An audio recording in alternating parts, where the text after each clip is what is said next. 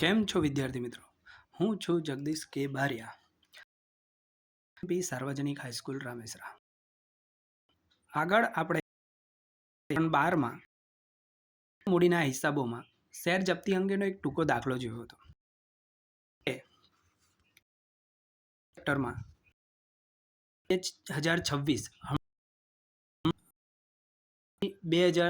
March 2000ની પરીક્ષા ધોરણ 12ની લેવાઈ, એમાં મૂડીનો દાખલો જે પૂછાયો સર ફાળવણી અંગેનો દાખલો.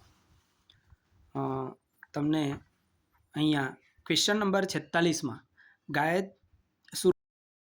ગાયત્રી ડાયમંડ લિમિટેડ કંપની જે ચોપડીનું ઉદાહરણ નંબર પૂછ્યું છે મિત્રો. એટલે આપણે તૈયારી કરતા હોય તો ચોપડીને ખાસ પ્રાયોરિટી આપી. આ 46મો દાખલો, આ ચેપ્ટરમાંથી 2 દાખલા પૂછાતા હોય છે, તમને બધાને ખબર જ છે. તો એ સ્વાધ્યાયનો દાખલા નંબર 15 જે પેજ નંબર એ પણ બેઠો પૂછ્યો છે મિત્રો. સ્વાધ્યાય અને ઉદાહરણ ચોપડી થાય છે. તો મિત્રો આપણે આજે 26માં જે પ્રમાણસર ઓછી વખત પૂછાતો હોય છે એ દાખલો આજે આપણે અહીંયા ગણીશું. જે આપણે ગણીએ, જો અહીંયા બેઠો જ દાખલો પૂછ્યો છે ઉદાહરણ 16નો. ડાયમંડ લિમિટેડ, માત્ર નામ બદલ્યું છે. અહીંયા કર્યું છે સુરતની Gayatri diamond limited, as it you છે, એની આખી રકમ સેમ છે. આપણે એ દાખલો જોઈએ મિત્રો, બરાબર. પહેલા રકમને સમજીશું. સુરતની Gayatri diamond limited 3 lakh equity share, credit 10 લીખે, 10નો શેર છે, 3 લાખ શેર છે, બહાર પાડ્યા. જેમાં અરજી મંજૂરી વખતે શેર દીઠ અઢી, હપ્તા વખતે પણ 2 હપ્તા વખતે આવ્યા 2.5 એટલે 4.5, 5 ને 7 બરાબર. થી 4 લાખ અરજીઓ મળી. જો બહાર પાડેલ શેર 3 અરજીઓ આવી, એટલે વધારાની અરજીઓના નાણાં. પણ આ દાખલો પ્રમાણસર ફાળવણી કાળજી માંગી લેવો દાખલો છે. તેની અરજીઓ મળી 4,50,000 શેરના અરજદારોને પ્રમાણસર શેર મંજૂર કરવામાં આવ્યા. આ સેન્ટેન્સ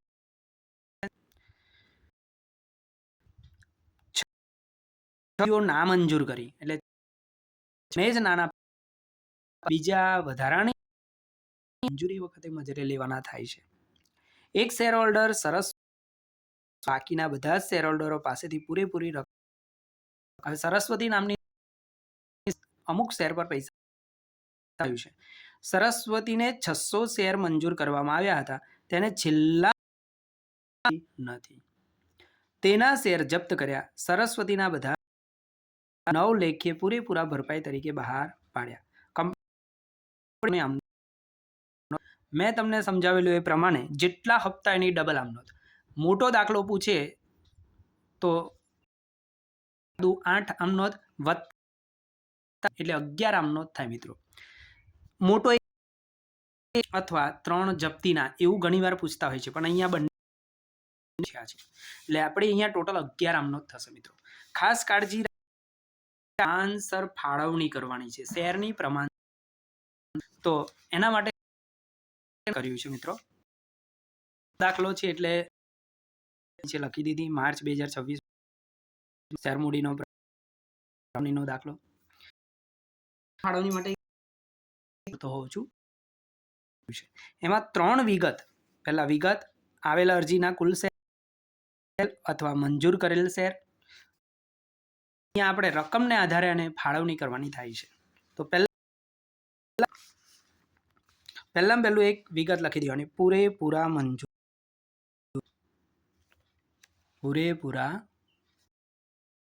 મંજૂર શેર. બીજું લખવાનું પૂરેપૂરા નામ.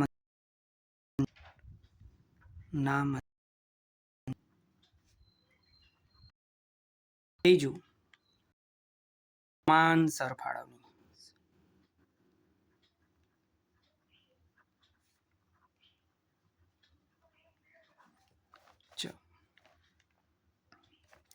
હવે જો આપણે કેટલા શેર બહાર પાડ્યા તો કે 3 લાખ. અહીં કહી દીધું બહાર પાડેલ ઓબ્લિક મંજૂર કરેલ શેર. તો એમાં પહેલો હું સરવાળો લખી દઈશ 3 લાખ. અહીંયા કુલ પણ લખી દેવાય. ત્યાર પછી આવેલ અરજીના શેર કુલ લખી દઉં 4,56,000. પછી હવે આપણે અહીંયા આગળ વાક્ય મેં કીધું કે આ સેન્ટેન્સ બહુ અગત્યનું. 4,50,000 શેર નીતિ 3 લાખ. તો આનો મતલબ એવો થયો કે આટલાની અરજી પ્રમાણસર 4,50,000ની અરજી કરી 4,50,000. એની સામે એના મંજૂર કેટલા થઈ ગયા 3 લાખ. ધ્યાન રાખજો મિત્રો, આ સરવાળો થયો અહીંયા થઈ ગયો, મતલબ અહીંયા બંને કુલ એટલે સરવાળો. હવે આગળ એક વાક્ય કીધું છે 6,000 શેરની અરજીઓ ના મંજૂર કરી તો 6,000 લખી દેવાના. મંજૂર નથી કર્યા. 4,50,000 ને અરજી કરી અને 3 લાખ મંજૂર કર્યા. 6ની અરજી કરી અને 1 પણ મંજૂર નહીં. અને પૂરેપૂરા મંજૂર તો શેર છે જ નહીં બંનેમાં. એટલે કે 35,000ની અરજી કરનારને 35,000 મંજૂર કર્યા એવું વાક્ય રચના છે નહીં. અહીંયા આપણું આ ફાળવણીનું કોષ્ટક પૂરું થઈ ગયું. આ કોષ્ટકને આધારે આપણે આમનોધો પાડવાની થાય મિત્રો. આમાં ટોટલ 11 આમનોધ આવશે. પહેલી આમનોધ તમને ખબર છે. હવે અહીંયા નંબર જ આપીશું, તારીખ નહીં. બેંક ખાતે ઉધાર, કારણ કે ડાયરેક્ટ અરજી મળે છે. બેંક ખાતે ઉધાર 4 લાખ રકમ, અરજીની રકમ આપણે 3 કરી દઈશું. તો 4 3 એટલે 13,68,000 અહીંયા આવે. તે ઇક્વિટી શેર અરજી ખાતે જમા.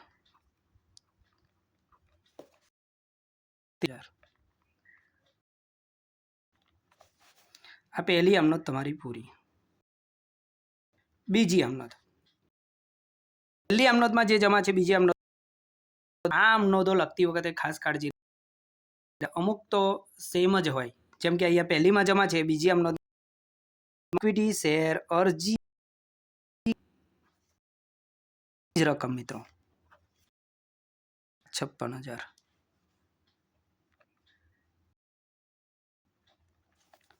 તે ઇક્વિટી શેર મૂડી ખાતે કેટલી રકમ લઈ જાય મંજૂર કરીએ એટલે 3 લાખ ગુણ્યા અરજીની રકમ 3.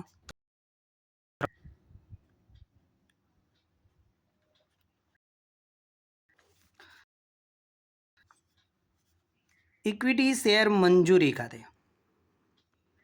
અહીંયા ધ્યાન શેરનો 50,000 માઇનસ 3 લાખ એટલે કેટલા આવે તો કે 1,50,000 પર વધારે અરજી આવી તો એ વધારાના શેર મંજૂરી લેવાના છે.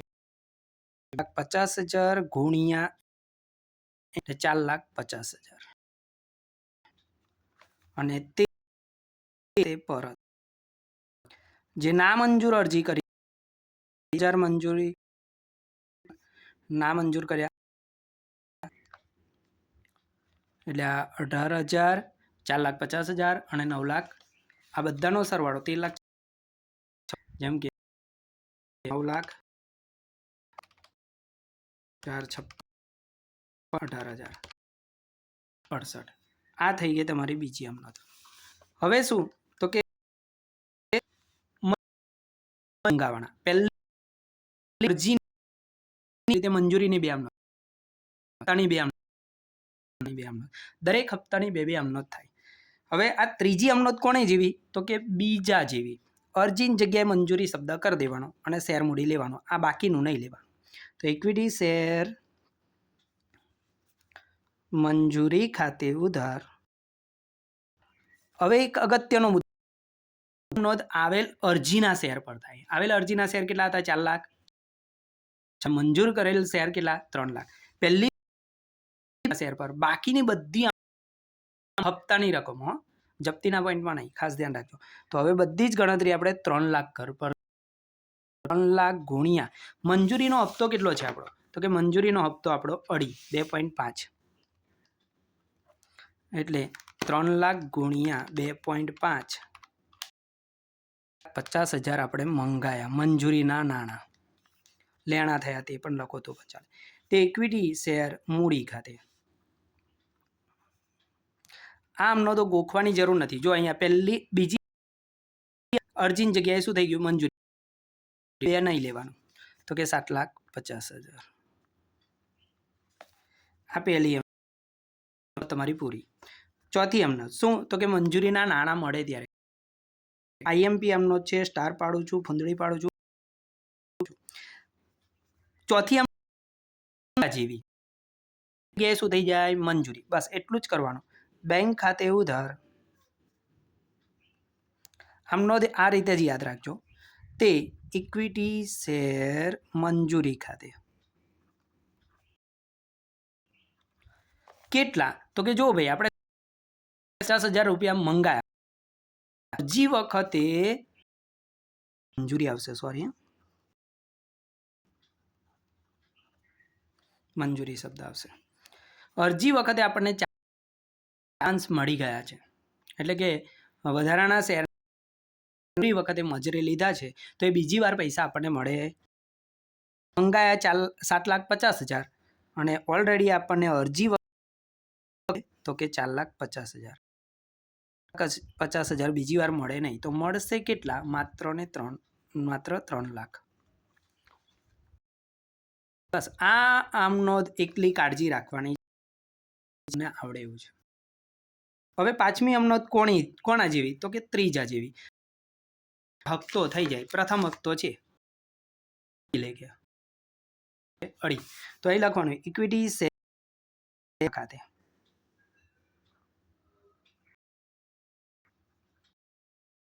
ઇક્વિટી શેર પ્રથમ હપ્તા. ત્રીજા આમનો હવે 3 લાખ પરત થાય 0.5, હે ને, તો એ પણ 7.5 મંગાવવાના. તે ઇક્વિટી શેર. જો આ પાંચમી આમનો કોના જેવી, તો ત્રીજા જેવી જ આવે, માત્ર પ્રથમ હપ્તો થઈ 7,50,000. હવે મળે ત્યારે પૂરેપૂરા પૈસા મળશે, કારણ કે શેર હોલ્ડર જે છે આખરી હપ્તાના પૈસા ભરતા, બરાબર, સરસ્વતી એ છેલ્લા હપ્તાના પૈસા ભરતા નથી, કીધું જ છે.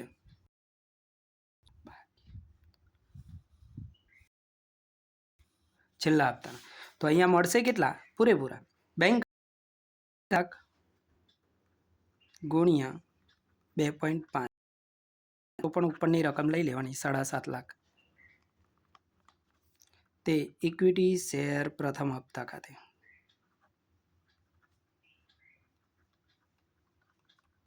$7.5. બરાબર. આપણે બાબત જે અહીંયા લખતા નથી, કારણ કે માગી પણ નથી. ત્યાર પછી સાતમી આમનોંધ કોના જેવી, પાંચમા જેવી. ઇક્વિટી શેર પ્રથમ હપ્તાની જગ્યાએ હવે લખી દેવાનું ઇક્વિટી શેર બીજા હપ્તા ખાતે.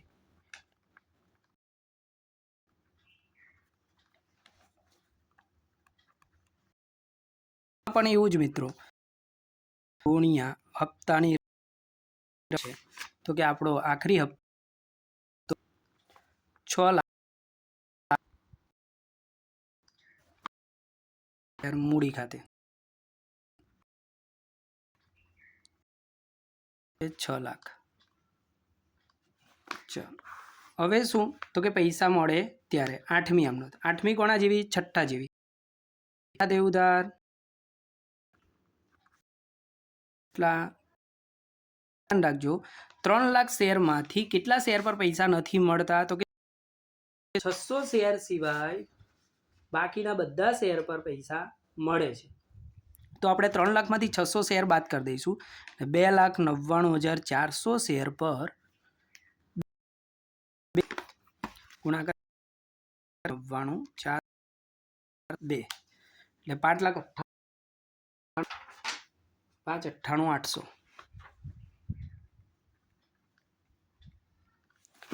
તે ઇક્વિટી શેર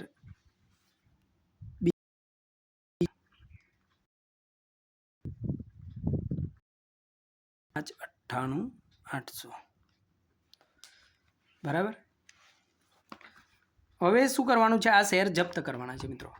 અને જપ્તીનો પોઈન્ટ આપણે આગળ શીખ્યા હતા એ પ્રમાણે 9 જપ્ત કરીએ એટલે ઇક્વિટી શેર મૂડી ખાતે ઉધાર થાય. ઇક્વિટી શેર મૂડી કેટલા શેર જપ્ત ભરતા 10નો કેટલાનો શેર કેટલા નથી ભરતા આખરી ભરાયેલ રકમ કેટલી 8 રૂપિયા બરાબર. અહીંયા તો 10 લેખે જ આપણે જપ્ત કરવાનો 6,000. તે શેર જપ્તી ખાતે કઈ રકમ લેવાય? ભરાયેલ રકમ. મેં તમને સમજાવ્યું પ્રમાણે 600 ગુણ્યા 8 ભરાયેલા છે 8 × 4800. તે શેર આખરી હપ્તા ખાતે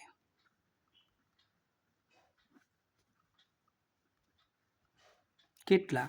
તો કે 600 ગુણ્યા 2. આખરી કો છેલ્લો કે બીજો કો બધું એક જ છે 1200 રૂપિયા બરાબર. આ જપ્તીની આમ નોંધ.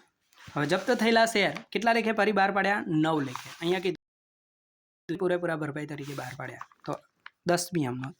બેંક ખાતે એવું રાખજો મિત્રો 10 600 ગુણ્યા 9 લેખે બહાર પાડીએ એટલે 6 × 9 = 5400 રૂપિયા. ખૂટતી રકમ 10નો શેર છે 9 લેખે બહાર પાડ્યા એક ખૂટે ઉધાર શેર જપ્તી ખાતે ઉધાર કેટલા? 600 ગુણ્યા 1 600. તે ઇક્વિટી શેર મૂડી ખાતે જમા. મેં તમને આગળ સમજાવ્યું તે પ્રમાણે જેટલી શેર મૂડી જેટલા શેર જપ્ત એટલા શેર ફરી બહાર પાડે તો જેટલી શેર મૂડી વખતે જમા કરવાની. આ થઈ ગઈ તમારી ફરી બહાર પાડવા અંગેની આમ નોંધ. ત્યાર પછી છેલ્લી આમ નોંધ જે બદલાતી નથી. શેર જપ્તી ખાતે ઉધાર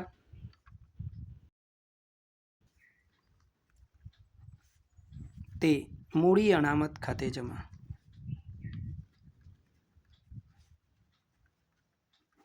કેટલા? જો એટલા શેર ફરી બહાર પાડે તો છેલ્લી આમનો લેવાનો તફાવત. કયો તફાવત? તો કે જપ્તી જમા જપ્તી ઉધાર. જોઈ લો જપ્તી જમા કેટલી છે? 4800. જપ્તી ઉધાર કેટલી છે? 600. 4200 રૂપિયા આપણે લઈ જવાના. આ થઈ ગયો તમારો આખો દાખલો. અહીંયા 8 માર્કનો દાખલો પૂછાય છે. પૂછું કે તમને આ દાખલામાં પૂરેપૂરી સમજ પડી હશે. બીજો દાખલો 2026માં પૂછાયેલો છે એનો વિડીયો લઈને આવશું. જો તમને આ મારો વિડીયો ગમ્યો હોય તો વિડીયોને લાઈક કરજો.